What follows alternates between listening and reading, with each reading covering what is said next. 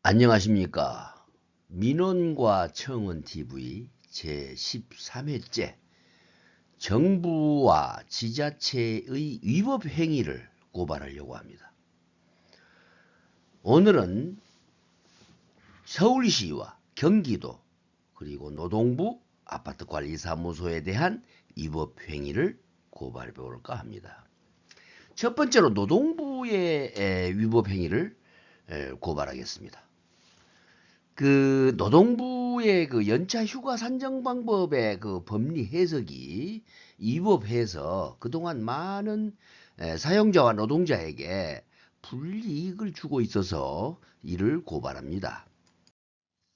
지난 그 8회에서 방송한 연차 유급 휴가 문제 있다라는 제목의 방송에서 제가 말씀드린 건데, 지금 노동부가 연차 휴가에 대한 법리 해석을 잘못해서 사용자와 노동자 모두에게 불이익을 주고 있다고 그때 방송에서 개선을 요구하였었습니다. 그런데도 아직도 지방노동청 근로감독관들은 여전히 잘못된 법 집행을 당연시 생각하고 근로자가 만 1년을 근로하고 퇴직하는 경우 총 26일분의 연차수당을 지급해라 라고 지도 감독하고 있습니다. 그리고 이걸 불이행하면 검찰에 고발하고 있는 실정입니다. 그런데 최근 26일분의 연차수당을 지급하지 않았다고 근로감독관이 사용자 측을 검찰에 고발 조치한 사건이 발생하였습니다. 그런데 그 해당 검찰에서 이 사건을 기각해버린 사실이 있었습니다. 그래서 노동부는 현행 근로기준법 제60조의 그 법리 해석을 법 개정 그 이전에 그 유사한 어떤 그 법원 그 판례가 있었는 모양인데요. 이 판례를 들어 가지고 이 그 법리 해석을 26일분의 연차 수당을 지급하는 것으로 그렇게 사용자하고 근로자에게 지도 감독을 하고 있었고, 따라서 이 조항의 그 노동부 법리 해석에 대한 위법성 논란이 꾸준하게 있었습니다. 그러던 차에 최근 검찰에서 지방노동청의 근로기준법 제60조 위반에 대한 고발 사건에 대해서 기각하여 버렸습니다. 사용자 여러분, 그동안 근로자가 만 1년을 지나서 바로 퇴직해도 26일분의 연차수당을 지급해야 한다는 근로감독관의 시정 지시는 이번 검찰의 판단으로 위법이라는 것이 확인되었습니다. 또 그리고 근로자 여러분, 근로기간이 1년 1일을 하고 연차수당을 26일을 받게 했는데 1년 11개월 29일을 해도 26일분을 받아라고 한다는 것은 불공평하지 않습니까? 이제부터는 1년 29일 이내에 퇴직하면 1년차 그 연차 휴무는 15일이고 1년 11개월 29일이면 26개의 연차 휴무를 사용할 수 있어야 한다. 라는 것을 이번 검찰에서 기각한 내용으로 우리가 알 수 있습니다. 누가 보아도 이것이 상식적인 법리 해석이 아니겠습니까? 따라서 그동안 노동부의 연차 휴가 지침은 잘못된 법리 해석으로 하루빨리 시정 조치되었어야 할 그런 내용입니다. 따라서 근로기준법 60조의 노동부 법리 해석은 위법임을 고발합니다. 그리고 두 번째, 서울시와 경기도를 고발하려고 합니다. 무슨 내용이냐면 서울시와 경기도가 더 먼저 했고 서울시가 그 다음에 따라서 이 조례를 만들었는데요.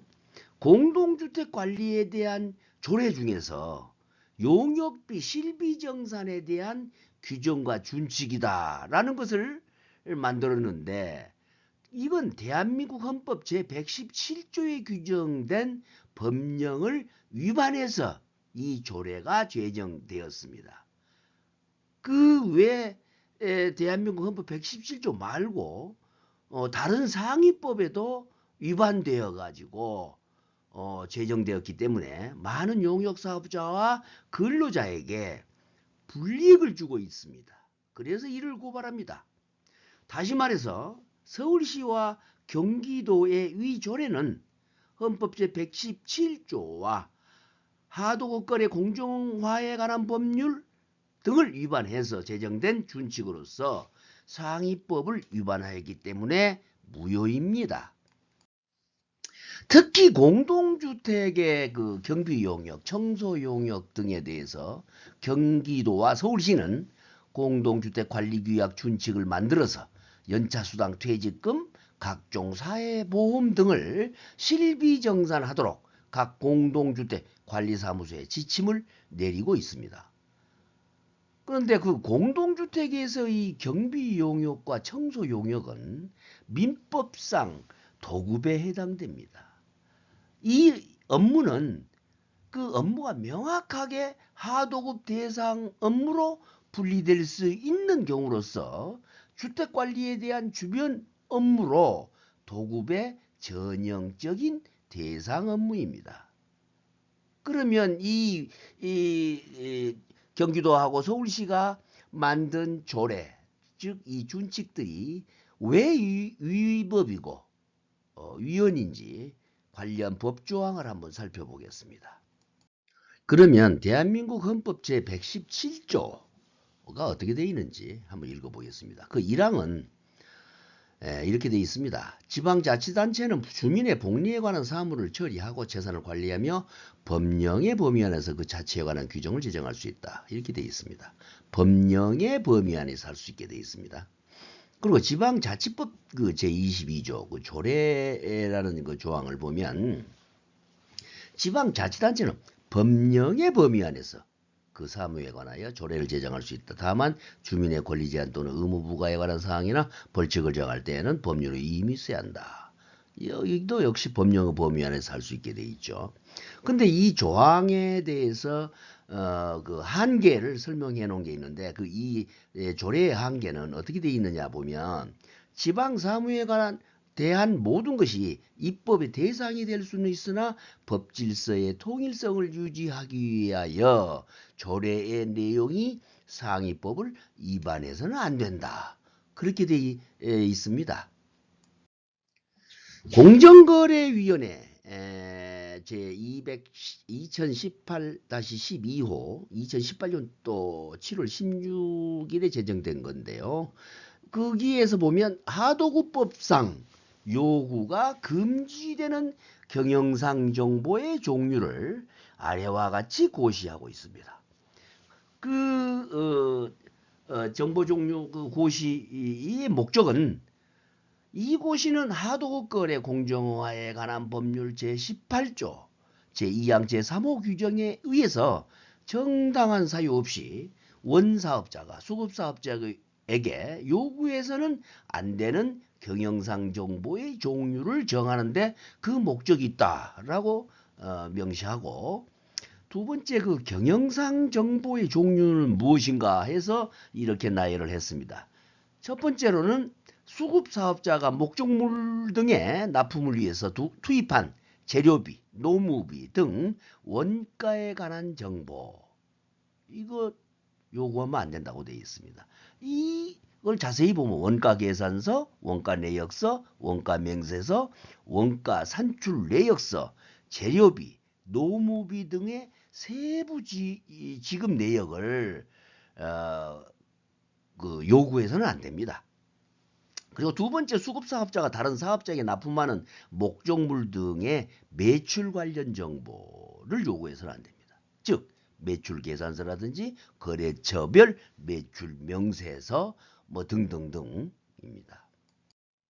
또 세 번째에 수급사업자의 경영전략 관련 정보, 즉 말해서 제품 개발이라든지 생산계획, 판매계획, 신규 투자계획 등에 관한 정보를 요구해서는 안 됩니다. 또 네 번째, 수급사업자의 영업 관련 정보, 즉 거래처 명부, 또 다른 사업자에게 납품하는 목적물 등의 납품 조건, 납품 가격을 포함해서 이런 관련 정보 등을 발주자가 요구하면 안 되게 되어 있습니다. 그래서 위 그 공정거래위원회의 고시를 무시하고 서울시하고 경기도는 조례를 만들어 가지고 수급자의 원가 계산을 공개해서 노무비 세부 지급 내역을 알게 해가지고 공개하게 해가지고 실비정산을 하라라고 하는 것은 위법한 것이기 때문에 당장 철회해야 합니다. 무효입니다. 이거. 공동주택의 용역계약은 도급으로서 위 공정거래법상 발주자가 수급자의 원가 계산을 공개하라고 요구할 수 없습니다. 그러니까 그 발주자가 수급자의 그 원가 계산 내역을 보고 야 이거 저기 돈 남았으니까 돈 돌려줘. 아 이건 노무자에게 안 줬으니까 돈 이거 실비정산에서 반납해라고 할 수 없다는 것이지요. 그래서 용역계약이 도급이다면은 일의 완성, 이 정의를 보면 일의 완성을 위한 작업 내용과 관련된 시방에 따라서 도급 금액을 정하는 것으로 계약을 완료해야 한다라고 되어 있습니다. 도급계약은 그 일의 완성이라는 목적을 위해서 노동력이 제공되는 것이기 때문에 도급자가 노동력 제공자의 노동력 제공 방식이나 노임 지급 내용에 대해서 들여다보거나 간섭할 수가 없습니다.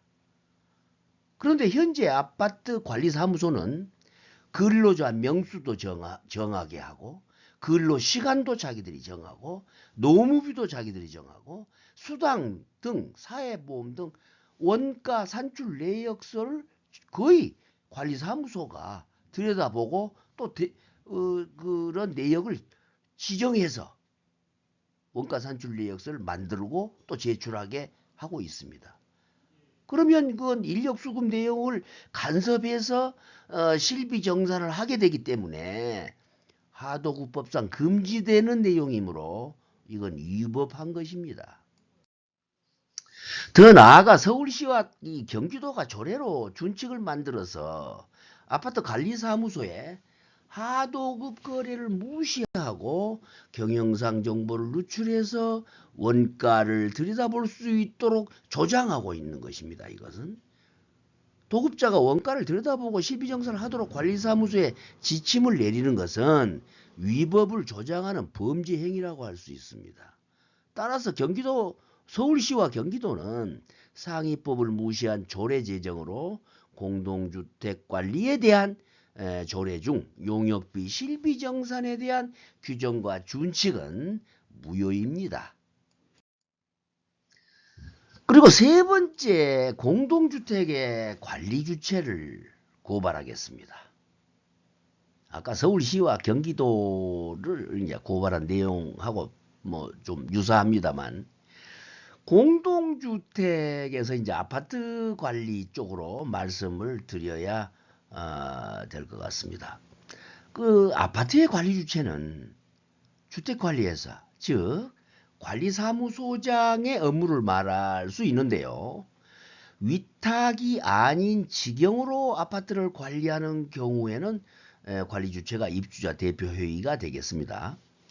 그런데 오늘 그 관리 주체를 고발하고자 하는 그 위법 행위는 용역업자 선정을 위한 그 입찰에서 견적 세부 내역서의 내용에 문제가 있다는 것입니다.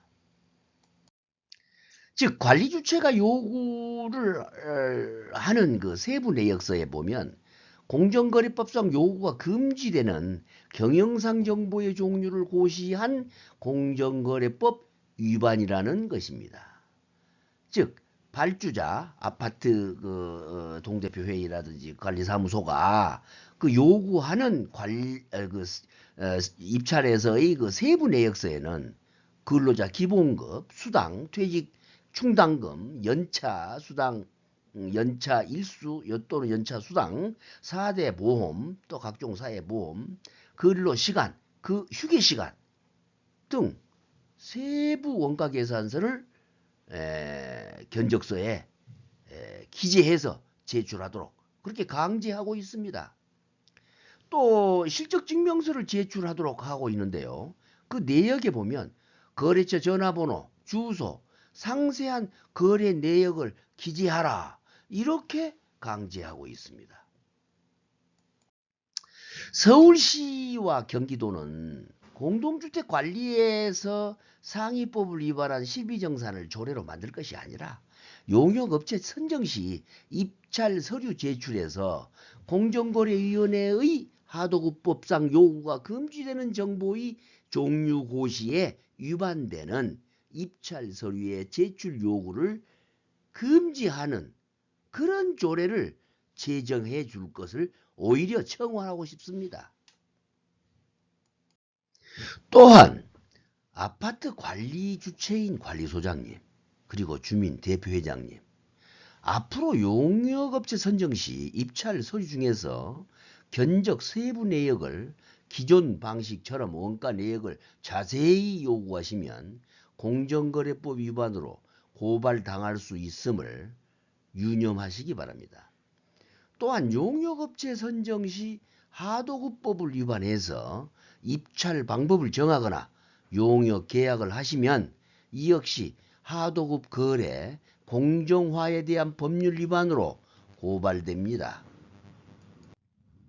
이제는 공동주택에서 용역업체 선정과 용역계약 체결 시에는 하도급법상 요구가 금지되는 경영상 정보를 요구하면 공정거래법 위반이 된다는 사실을 유념하셔야 할 것입니다. 현재의 모든 아파트 관리사무소는 하도급법 위반과 공정거래법 위반에 노출되어 있음을 유념하시고 고발 대상이 되지 않도록 주의하시기 바랍니다. 오늘 방송은 여기까지 하겠습니다. 시청해 주셔서 감사합니다.